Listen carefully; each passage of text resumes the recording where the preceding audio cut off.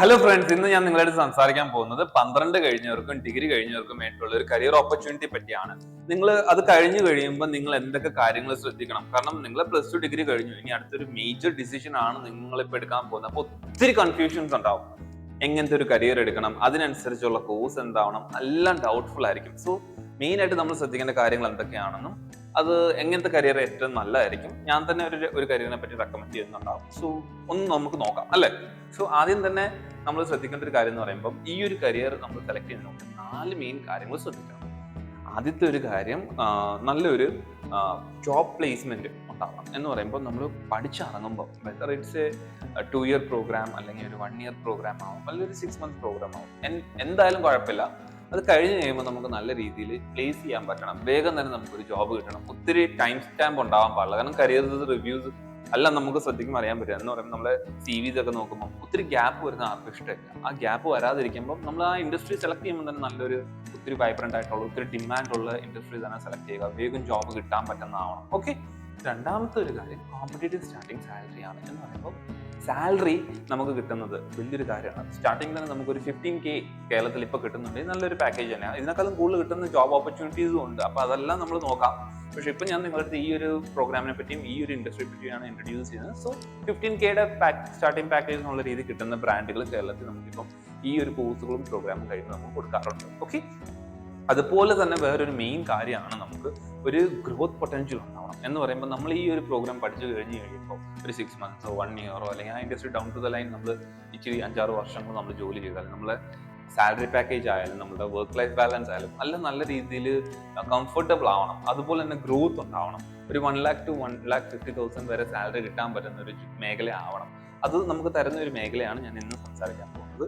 അതുപോലെ തന്നെ നമുക്ക് ശ്രദ്ധിക്കേണ്ട ഒരു കാര്യമാണ്, ഒരു ഗ്ലോബലി നമുക്ക് സർട്ടിഫിക്കേഷൻസ് ഉള്ള, ഗ്ലോബലി എവിടെ പോയാലും വർക്ക് ചെയ്യാൻ പറ്റണം. നമ്മള് കരിയർ പാത്തിൽ ഒരു ഗ്യാപ്പ് വരാൻ പാടില്ല. നമ്മൾ വർക്ക് ചെയ്യുമ്പോൾ ഇനി നമ്മൾ അടുത്തൊരു ഫ്യൂ ഇയേഴ്സ് നമ്മൾ കേരളത്തിൽ വർക്ക് ചെയ്തു, അത് കഴിഞ്ഞ് നമ്മൾ UAE പോയി, അപ്പോൾ ആയപ്പോൾ നമ്മൾ ഈ ഒരു എക്സ്പീരിയൻസും കൗണ്ട് ആവാൻ പറ്റുന്ന രീതിയിലുള്ള ഒരു കരിയർ ആവണം.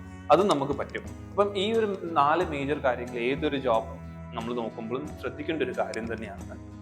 അതുപോലെ തന്നെ അടുത്തത്, അപ്പം ഞാൻ സംസാരിച്ചപ്പോൾ നിങ്ങൾക്ക് മനസ്സിലായില്ലേ, ഞാൻ ഉദ്ദേശിച്ച DM ഇൻഡസ്ട്രിയെ പറ്റിയാണ്. ഡിജിറ്റൽ മാർക്കറ്റിംഗ് ഇൻഡസ്ട്രി നല്ലൊരു ബൂമിംഗ് ആയിട്ടുള്ള ഒരു ഇൻഡസ്ട്രിയാണ്.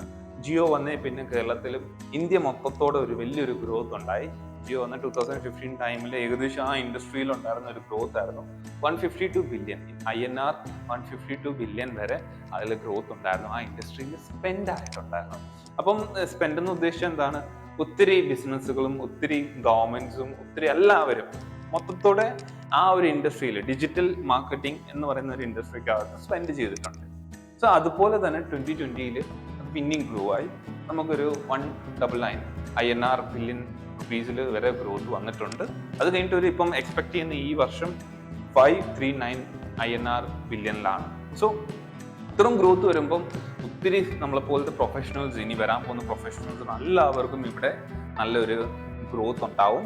അതുപോലെ തന്നെ നല്ലൊരു പേ സ്കെയിലും നല്ല സാലറീസും, അത് മാത്രം ഡിമാൻഡ് എപ്പോഴും ഉണ്ടാവുന്ന ഒരു മേഖലയാണ്. സോ നമ്മൾ എത്ര പേര് പഠിച്ചാലും നല്ലപോലെ പഠിച്ച് നമുക്ക് നല്ല രീതിയിൽ ഗ്രോ ചെയ്യാൻ പറ്റുന്ന ഒരു ഇൻഡസ്ട്രിയാണ് ഇത്. സോ നമുക്ക് ഈ ഒരു ഇൻഡസ്ട്രി പറ്റി ഇനി നമ്മൾ അറിയുമ്പോൾ ശ്രദ്ധിക്കേണ്ട ഒരു കാര്യം എന്ന് പറഞ്ഞാൽ, ബിസിനസ്സിന് എന്തിനാണ് നമ്മൾ ആവശ്യം, ഈ ഡിജിറ്റൽ മാർക്കറ്റേഴ്സിന് എന്തിനാണ് ആവശ്യം, ഇത്ര ഇവർ സ്പെൻഡ് ചെയ്യുന്നുണ്ടല്ലോ. അതിന്റെ മെയിൻ ഫ്യൂ റീസൺസ് ആണ് ഞാനിവിടെ ചാർട്ട് ഔട്ട് ചെയ്തത്. ഒന്നാണ് വൈഡർ ഓഡിയൻസിലോട്ട് എത്തുക. നമുക്ക് പണ്ടൊക്കെ എന്ന് പറഞ്ഞാൽ കേരളത്തിൽ ഒരു പരസ്യം ചെയ്യുന്നുണ്ടെങ്കിൽ ഒത്തിരി ബഡ്ജറ്റ് പോകും. ന്യൂസ് പേപ്പേഴ്സ്, ട്രഡീഷണൽ മാർക്കറ്റിംഗ് എന്ന് ഉദ്ദേശിക്കുമ്പോൾ ന്യൂസ് പേപ്പറിലും കോഡിങ്സ് ആയിട്ടും ഫ്ലെക്സ് ആയിട്ടും ഈവെന്റ്സ് ആയിട്ടൊക്കെ. പക്ഷെ ഇപ്പം ഈ ഡിജിറ്റൽ വന്നേ പിന്നെ എന്തായി, നമുക്ക് ഡിജിറ്റലിൽ തന്നെ നമുക്ക് നമ്മുടെ social media through, OTT platform through എല്ലാം നമുക്ക് പരസ്യങ്ങൾ ത്രൂ ഔട്ട് കേരളം മാത്രമല്ല ഇന്ത്യയിൽ ചീപ്പറായിട്ട് തന്നെ കൊടുക്കാം. പക്ഷെ ചീപ്പറായിട്ട് കൊടുക്കുമ്പോൾ തന്നെ ശ്രദ്ധിക്കണം ചില കാര്യങ്ങൾ. എങ്ങനെ ചീപ്പസ്റ്റ് ആക്കാം, എങ്ങനെ എഫിഷ്യൻ്റ് ആക്കാം, എങ്ങനെ എഫക്റ്റീവ് ആക്കാം, ഇതൊക്കെയാണ് പ്രൊഫഷണൽസ് ചെയ്യുന്നത്. അതാണ് നമ്മളിവിടെ ഈ പ്രോഗ്രാംസ് ഒക്കെ പഠിക്കുമ്പോൾ നമ്മൾ പഠിക്കുന്നതും കേട്ടോ. അതുപോലത്തെ വേറെ ഒന്നാണ് ഡാറ്റ ഡ്രിവൺ സ്ട്രാറ്റജി. ഈ പറഞ്ഞ പോലെ എഫിഷ്യൻ്റ് ആക്കാനൊക്കെ ഇച്ചിരി സ്ട്രാറ്റജീസ് ഉപയോഗിക്കണം.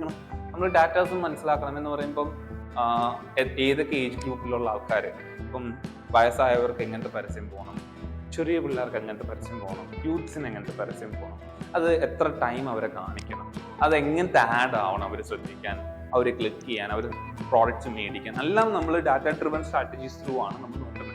ഈ ഡാറ്റ മനസ്സിലാക്കിയിട്ട് നമ്മൾ സ്ട്രാറ്റജീസ് ബിൽഡ് ചെയ്യും. അത് പിന്നെ നമ്മൾ എഫക്റ്റീവ്ലി ഇംപ്ലിമെന്റ് ചെയ്യും, പിന്നെ സ്കെയിൽ ചെയ്യും. ഓക്കെ.